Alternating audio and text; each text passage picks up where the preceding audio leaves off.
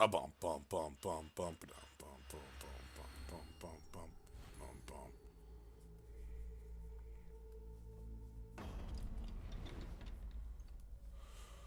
All right, we won the flip. There might be unexpected heat waves. I think me and Kaz were here. I recognize this. Me and Kaz were here. Wait a minute. Yo, I'll keep this. This has jet cadets in it.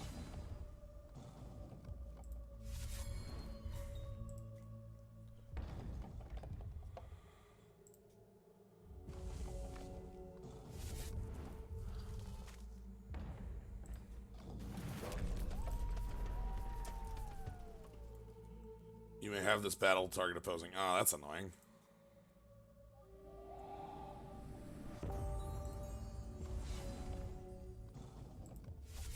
Alright.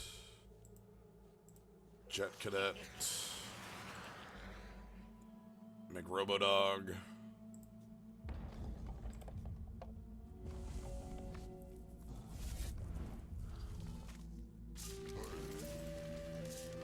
Next troop gets Crush. Okay.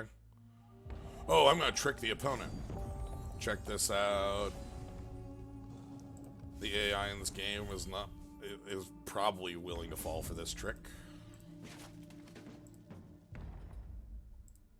Okay, not enough willing. Fine.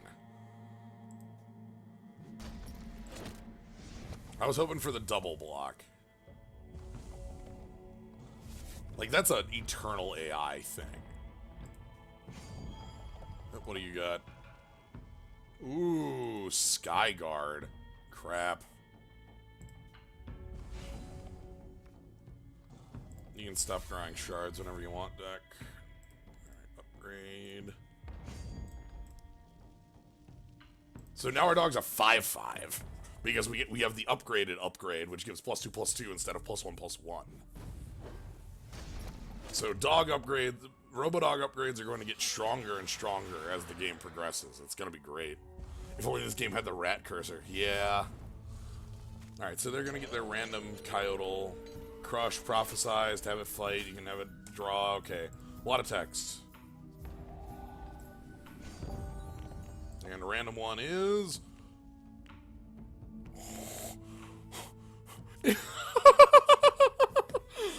Okay. Random. Crap. So this is a consecrated Sphinx? Also, you untap every turn. Okay. I don't think I beat that card.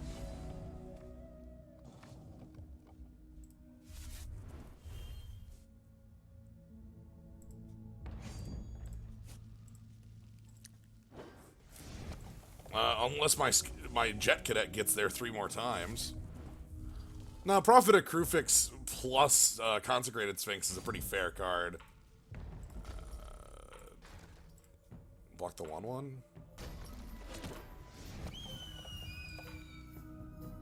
Draw a card for each troop with flow. Okay, well that's gonna put it into my Jet Cadet times. Alright, let's play Drew's Ironclad roll. Oh, actually, let's go ahead and upgrade Robodog. And Robodog actually gets in here. Ooh, Jet Cadet and Robodog get in here, actually. Oh. Target... Okay, never mind. Well, Robodog still gets in here. Yeah, get out of here. This is a 7/7 Vigilance First Strike. Let's play Ironclad Roller. We need a couple more dudes for it, for untap, but we'll get Patrol Bots. Also, it's a pretty good threat. What the hell are you? The next troop in your deck gets +5/+5. Okay. I gotcha. That's real.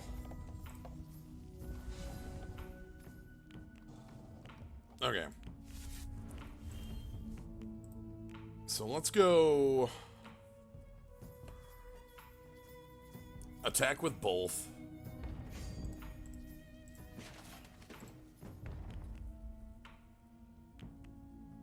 Okay, so they're going to kill our Ironclad Roller. That sucks. Nothing to be done about that, though.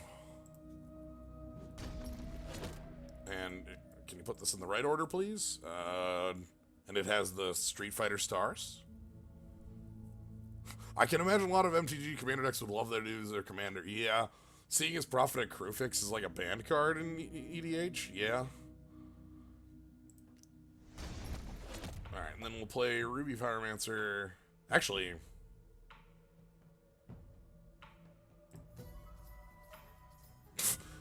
okay, I tried, alright?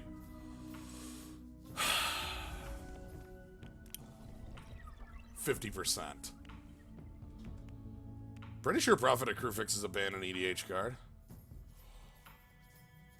Oh. Yeah, that's a 9/9.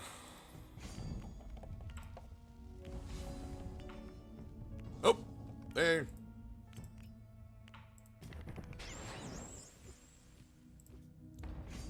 Robodog has no time for you. Robodog knows only death.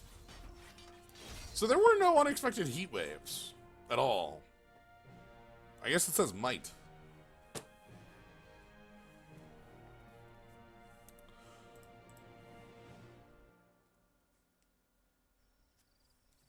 Ooh, rare Stardust. Just give me the robot. Just give out in the plane.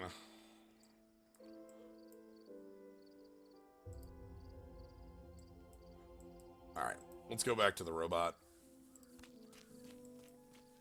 This yellow thing still has something.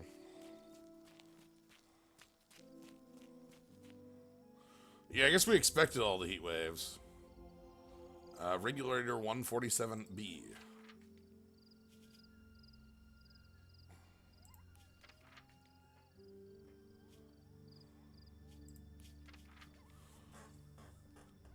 Ooh. A choice. You can see it's a choice because it is an orange. I've never thought before. Yeah, nah. You should do whatever the heck you want.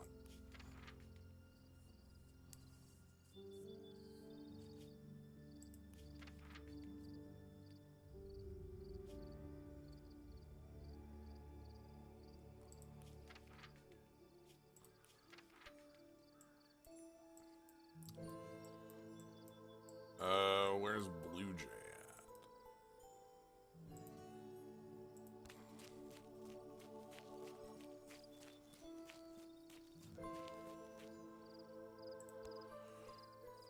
at? Look.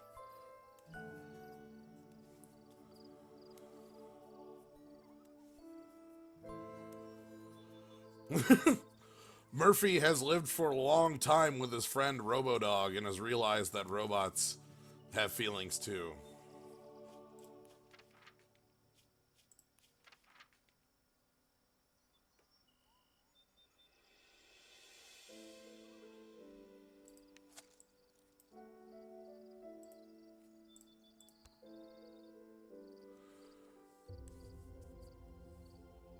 Oh.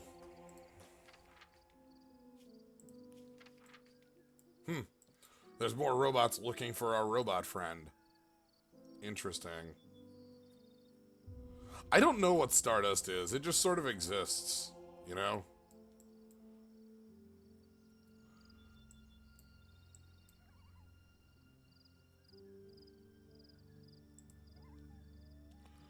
A rinky-dink bridge.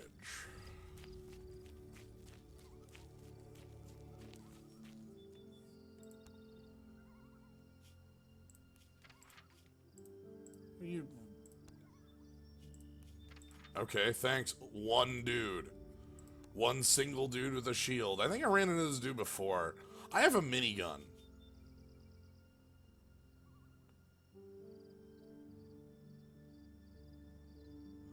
You dip the Pokemon in gold and it gains their deck flight shit. Oh, goodness. I love dipping the Pokemon in gold. Dipping the Pokemon in gold is like my favorite dumb thing from, for Pokemon Break. It's so good. Anyway, let's go to the Scar.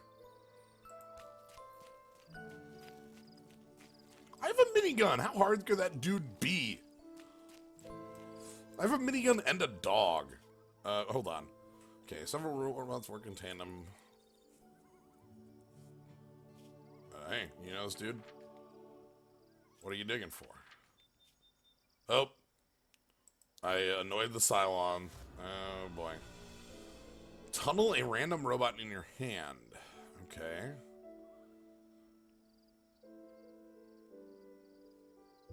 Whenever one of your troops goes... Oh, this thing really loves tunneling. Okay.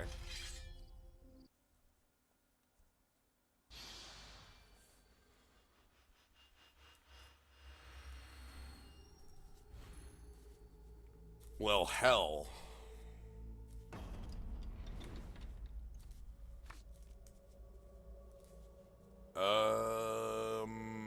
I'll keep a hand that has 2 copies of Jet Cadet. That's a way to win the game, is just Jet Cadet. Oh, hold on, what was that? No, where did that go? What? Why can't I see what that card was?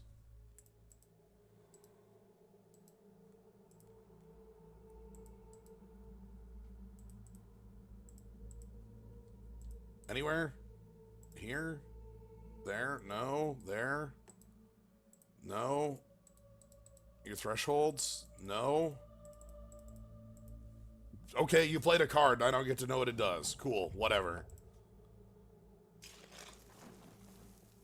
Sure. And then something happened, and I don't ever get to know what that something is because shrugs. That's super annoying. You, no! Damn it! I was trying to read that!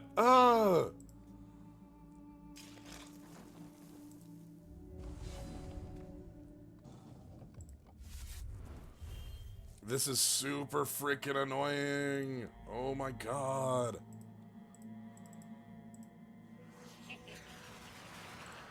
Sure, whatever. Something happened, I guess.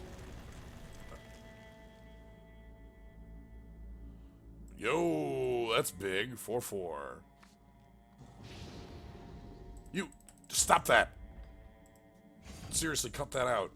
Sure, I'll take 3. That's fine. Alright, so they're all about just excavating, and they get their cards in 2 turns too. That's really good. They don't pay any mana for anything. Ooh.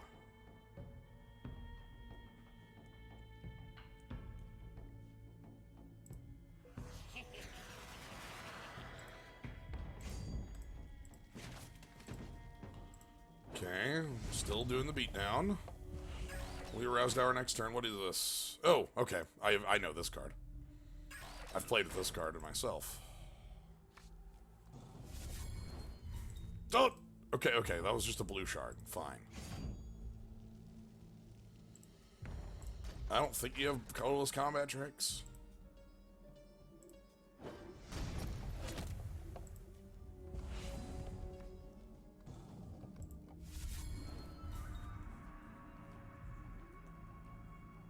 Alright, pump dog. Crush. Deal damage. I'm gonna play Glendau, our buddy here. I said I'm gonna...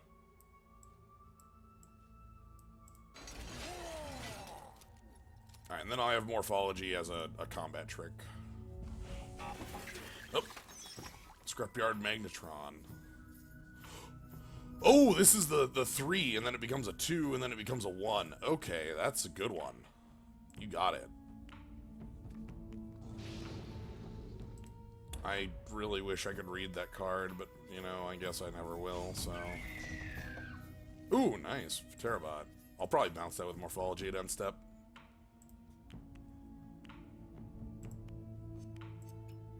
I don't actually want them to have a flyer. Alright, Ruby Shard. Let's fire the...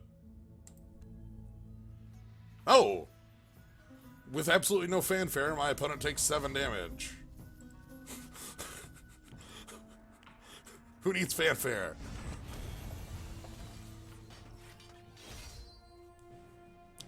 Okay, that was an interesting gimmick as far as, like, every card they got to play came into play, like, 2 turns later and such.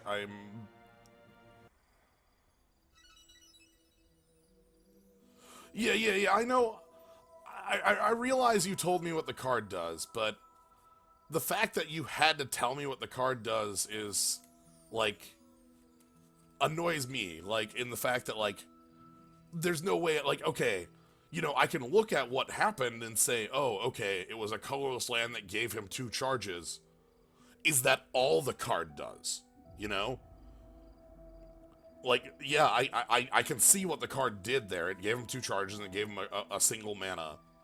But, like, did it do more? Did it give him, like, some other, like, ability or something like that? Is it going to make his tunneling cards stronger? I have no idea. And I can't find out. So, it bothers me. But thank you for, like, I know, like, 6 people said what the card did in the chat. But, like... Alright, let's throw all these robots in the hole. Oh, we can go to the gates.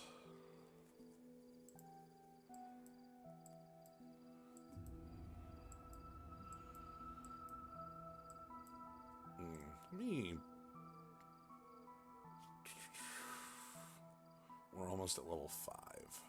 That's good. Let's go check out a gate.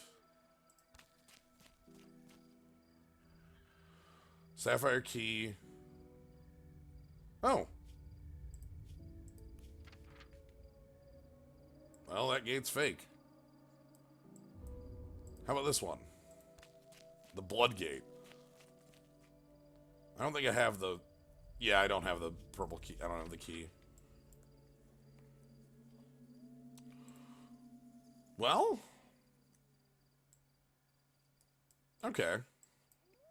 I bet the purple key is probably behind this, if I had to guess. Anyway, let's go up here to you. Sandstone flats stretch off in the distance. Oh man, birds running around. Oh no, huge golem. Ooh, untamed golem. Yes. Okay, let's take out the Pokeball. Oh, it's the dust bustard. The dust buzzard. Well, this isn't a buzzard. Meep meep. Oh god. Meep meep.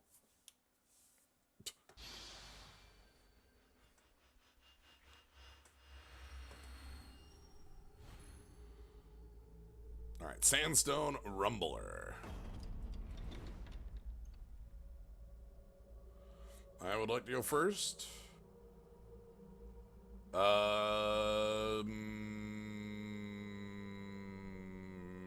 Too much top. Well,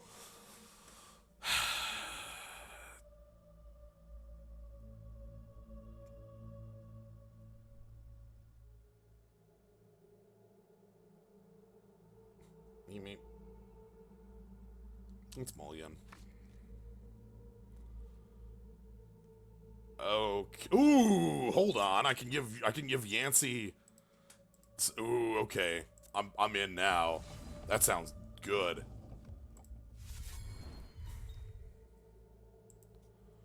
So let's find out what a dust buzzard is. Oh god. Meep. It can't be blocked by wild coyote.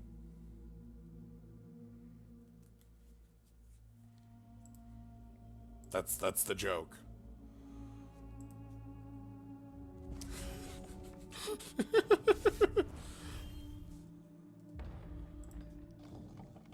I'm personally a fan of that sort of joke. That's pretty funny.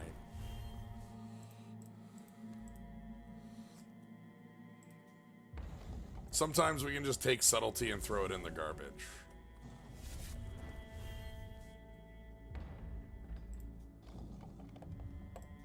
Alright, Yancey. Come on, Yancey. No, I'm playing Yancey. I don't care. I don't care that I can motor truck driver and do a better thing. Yancey.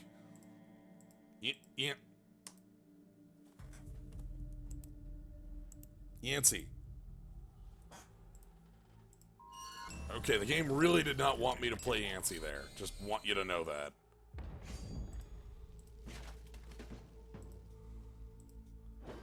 Like, it was really not wanting me to do that.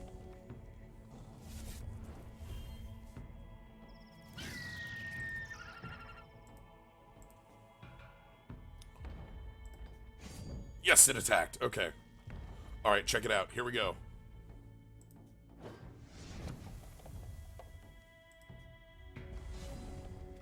Are you all ready? So let's pump up Robodog.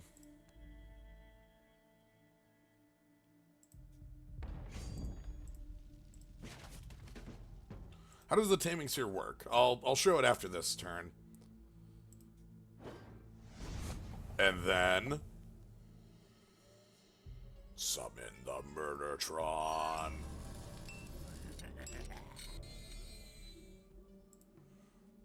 It knows claw, slash, bolts, and rock. Yeah, so here's our Pokeball. You can pay 2, you get a coin flip to catch a thing, or you can pay 5 to catch a thing.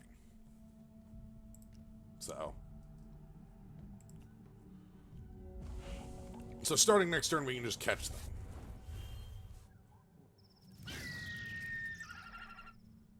Okay.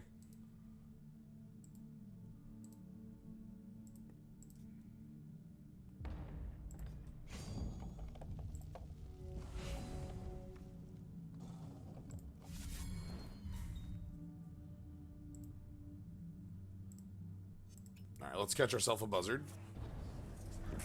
And then it goes into hell. When you catch a buzzard, it goes straight to hell. That's what happens.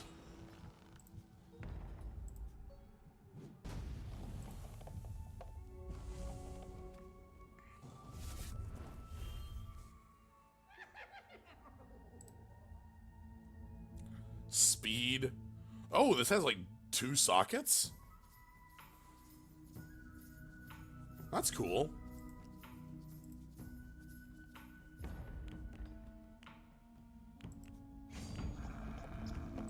And a livid buffalo. I love the buffalo cycle. It's one of my favorite jokes. It's a good joke. Alright, we're gonna cast Cannon Volley here, because we haven't cast the card before. Boop, boop. Boop. Boop. Crushing. And I forgot my hero power there before attacking. I forgot to up the dog. Ooh, this is free.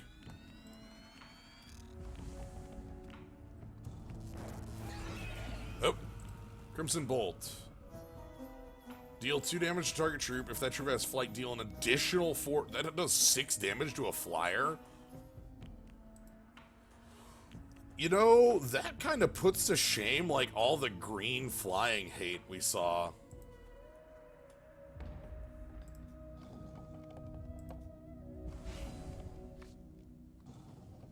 Alright, let's fire the...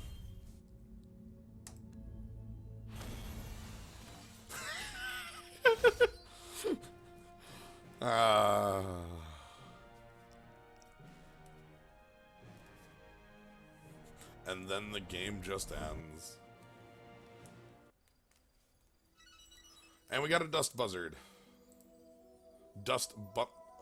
Bustard.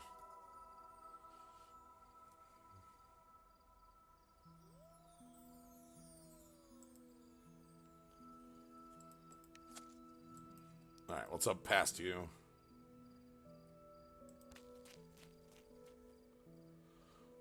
Oh, dear. A brilliant phoenix drives down towards my head. Oh, Lord. Okay.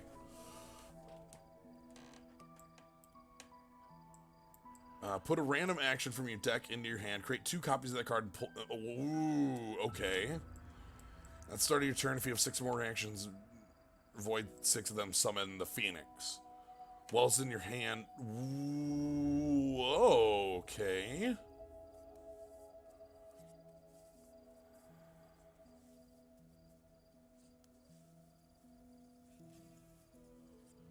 Yeah, I need to... This is definitely the Moltres fight. I can't catch it in a Pokeball, though. I don't think I can, anyway.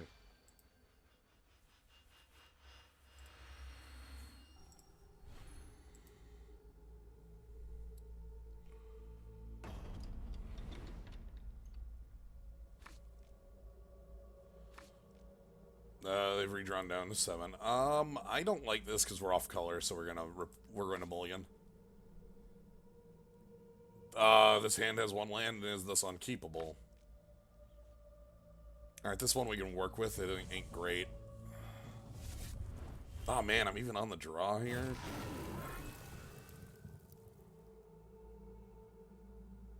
Excuse me?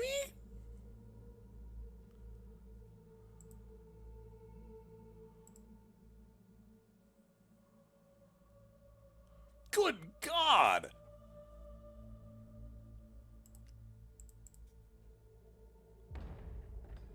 Sure, I'm glad I'm holding shock.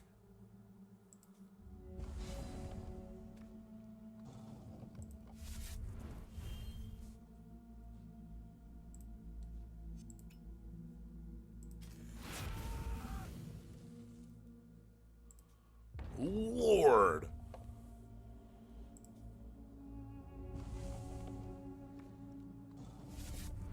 Okay. Okay. And we got the second Sapphire Shard for Robomaster. That's good. Robomancer. Well, Robomancer, Master, similar. Alright, we got our 4 points of power on turn 2, so this is good.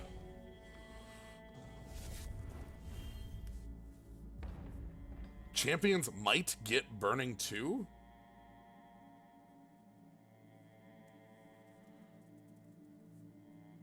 While you're burning, at the end of each turn, you'll be dealt damage equal to the number of burning counters you have, then remove a burning counter from yourself. Wait, so my opponent just burst into flame for some reason?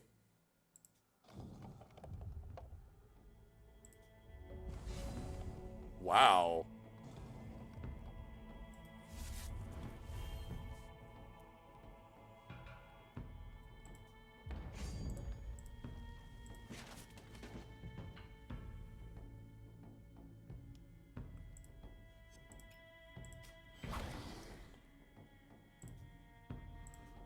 That's pretty good. I mean, that means my opponent's at like 13.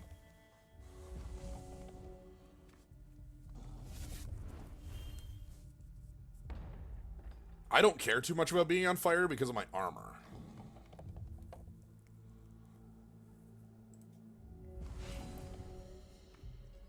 Alright, there's my Research Adept, which isn't that great, but I have the Robomancer in hand, so that's much better.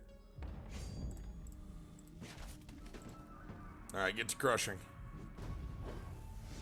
Put him to 5 and play the Robomancer.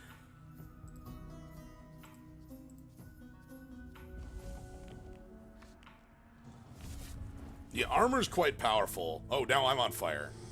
What are you? No? No. That's not allowed.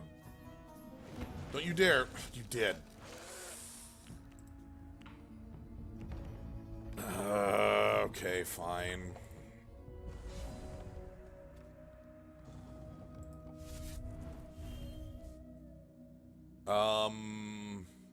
Let's draw with Research Adept first. Terabot.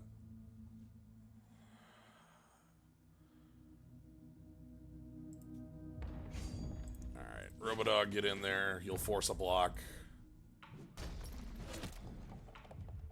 Oh, my opponent's on fire.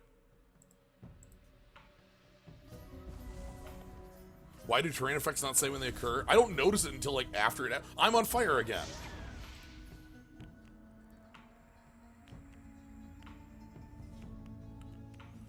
Escalation. Deal 2 damage to target champion or troop.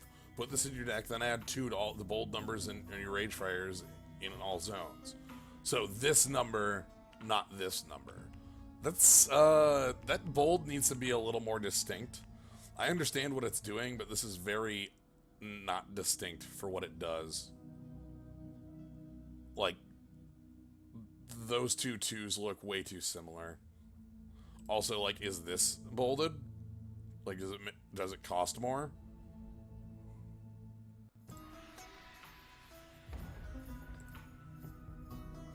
Something to work about.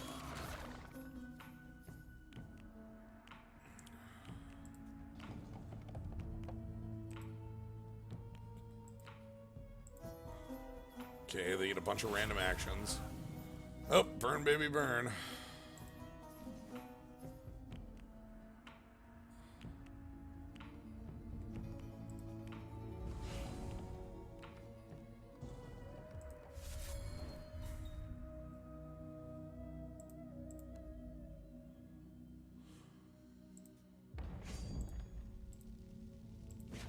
Alright. And the beatdown continues to finish off the Phoenix. Go, Robodog. I like that card, though. But, I can't tell you if it gets more expensive or not, which actually changes my, thought about that card, if it gets more expensive or not. Yep, more Stardust. Okay, I got to my goal, which was to level 5. That was my goal for the stream. So, let's go ahead and go in here. So, oh, okay, so we get Crackling Blast, 5 mana, destroy target attacking or blocking troop. Yeah, that's removal. Yep, I've had one of these. Crackling Clash. Okay, fight. Okay, these all have gain a charge. I think I remember these. Yep, put a troop in owner's hand, gain a charge. That one's actually quite good, I think, for that cost. 3 cost. I love the cube art on this. My head is turned into cubes. No!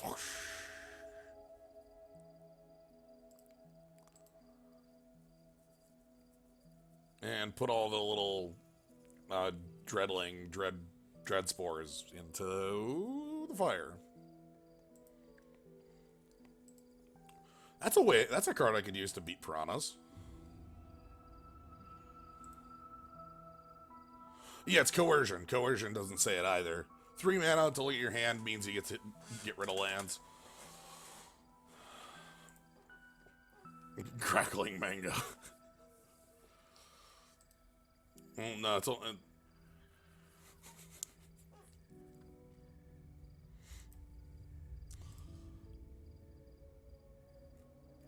Okay.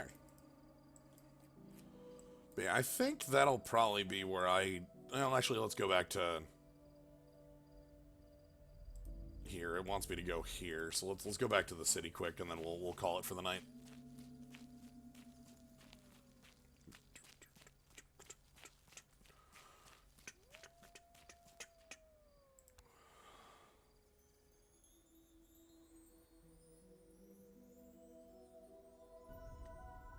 You, Bunny. Takumi, what's up? Oh, hey.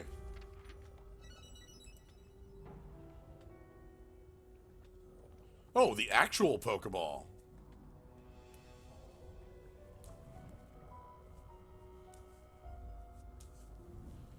Hell yeah.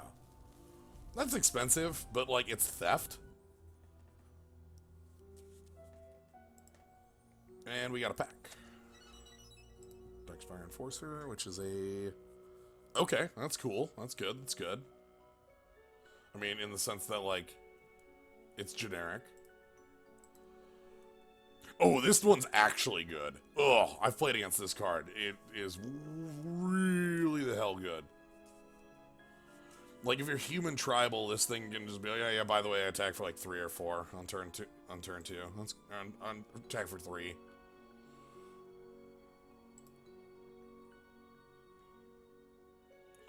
Troops that you control that share a class with you get +1/+1. That's a permanent +1/+1 though. And the Mighty Morphin Glove. Oh boy. Your morphologies have put target card into its controller's hand, then transform that card into a random action of the same shards. It gets, at the end of your turn, if this card is in your hand, each opposing champion draws a card. What? Holy crap! What's in my glove slot right now?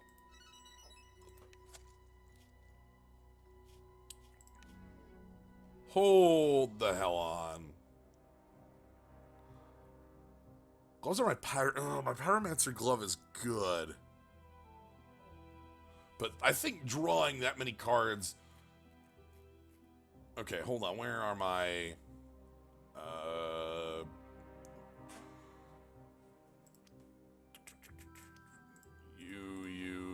You.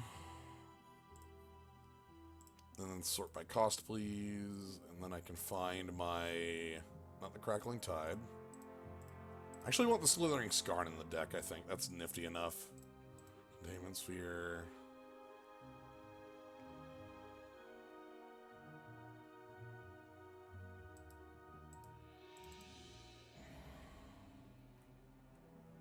So I have 2 Morphologies in the deck. Yeah, let's swap gloves. I also think I will take out 1 copy of the Cannon Volley, because I don't get the 6 very often. And I think I will cut 1 of the Research Adepts. Maybe the Cannon Volley's fine to keep it, and I just cut Research Adepts. Let's actually do that instead. Let's keep cannons in. No, this is nowhere close to Yu-Gi-Oh! Insanity, but it's getting there. The fact that I have a bunch of equipment is probably the biggest thing. View for current deck, please. Mighty Morphin Glove, and my Ruby Pyromancers are a little worse, but that'll be okay. Ooh, wait a minute. I have a thing for Skittering Scarn? Ooh.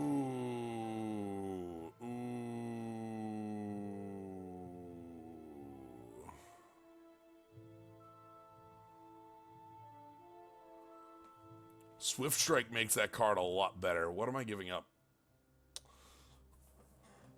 I'm fine giving up the Terabot thing. Terabot cheap thing doesn't actually matter a lot. And I'd like to try out that. Oh god, where's the tunneling coming from? Oh no. Oh god, why am I being menaced by tunneling?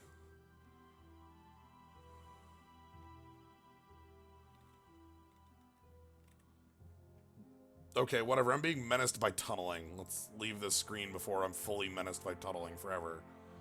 Oh, there's more mail.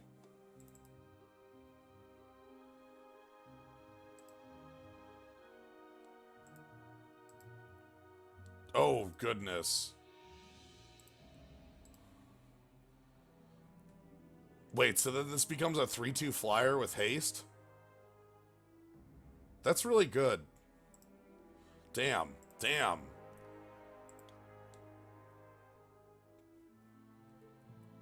Alright.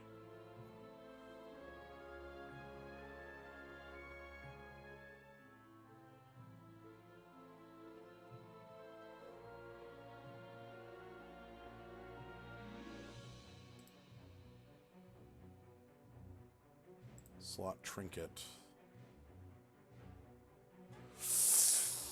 And I have to give up my Ruby Auras? I don't want to do that right now. We'll leave things as is. Anyway, I'll probably make more changes to this later, and again, come back to this later. Yeah. Let me back out of the... Save this. Let me back out of here, and, back out of here. So, cool. We got a lot of things done, and, I'm glad we got to show on. I got to have some more fun with this. I've been playing this like slightly on my own time, though Eternal is Hearthstone and Eternal have been taking up more of my time as of late. So this is kind of fallen by the wayside, and I thought to myself, you know, it'd be cool to do this. So anyway, thank you all for joining. I think I said I'm gonna probably do some Hearthstone tonight, and I'm standing by that. So there might be some Midnight Hearthstone coming. Anyway, thanks for showing up. Hope you all had a good time. Good night, everybody.